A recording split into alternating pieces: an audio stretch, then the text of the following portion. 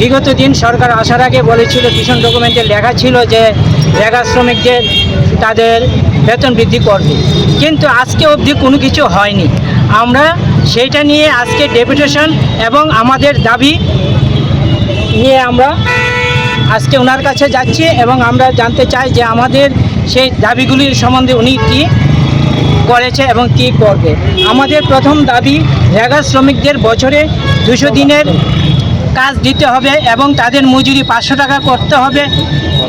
তালিকাভুক্ত সকল রেগা শ্রমিকদের সমানভাবে দিতে হবে তাদের মজুরি।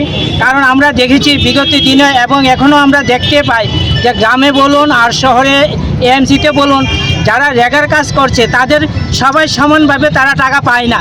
কেউ পাচ্ছে 180 টাকা, কেউ পাচ্ছে 190 টাকা, এখান থেকেও তারা কাটমানিকে নিয়ে যাচ্ছে। কিন্তু এরকমভাবে কী করবে, টাকাই পায় 200 টাকার মতো, সেই টাকা থেকে এরকমভাবে রোদ্রে বৃষ্টিতে পরিশ্রম করছে, এটা থেকেও তারা কেটে নিয়ে যাচ্ছে।